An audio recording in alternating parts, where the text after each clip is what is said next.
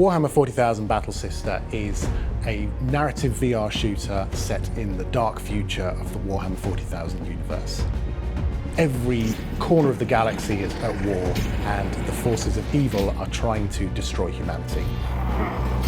What's really unique about this game on Oculus Quest is that it's the world of Warhammer 40,000 brought to jaw-dropping, visceral reality for the first time in VR.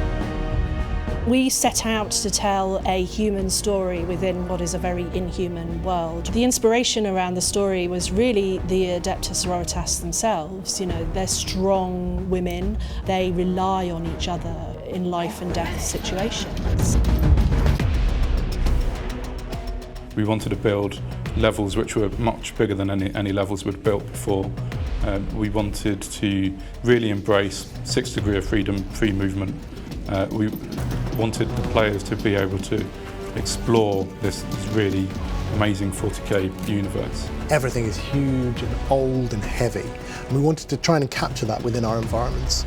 And what you've got is Dreadclaws slamming into the ground from orbit, Imperial Knights striding across the battlefield, rhinos that are pulling across as well, and your sense of being small in this massive universe. Because we're working with a VR shooter, which is a fantastic immersive experience, we have to be in a situation where you want to be fully in the game, and the best way that we decided to do that was with something we call push forward combat. It's very like you're in their face and you're aggressive, and it really feels like that true authentic 40k experience. We've got our acts of faith, which are gesture-controlled things. So, for example, if you're being surrounded by cultists, you can do a push motion. We have, it's basically a bullet time. You slow everything down, where you're like, da da da da da.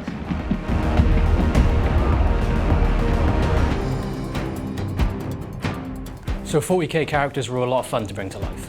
I think from a high poly, high sculpting background, you want everything as visually as good looking as possible. So some of the specifics I considered was like deep battle scars, cuts, bruises, the grunge in the skin textures and dirt, because I wanted those characters feel like they were 40k characters.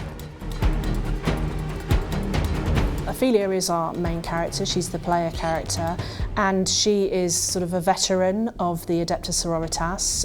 What I write on the page doesn't really come to life until an actor gets it in their hands and they do their sort of take on it in their performance. All the actors totally committed to those characters.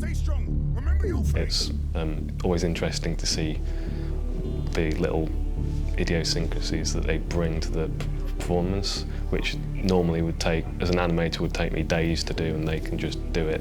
These performers have got these sort of white optical trackers on their faces, which were recorded by cameras mounted on their heads. That goes through this pipeline and it eventually ends up in our editor.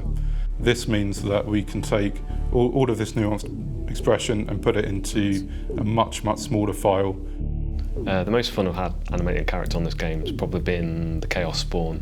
It's quite a unique character, so it has a crab-like claw and it's got an eye in the top of its head.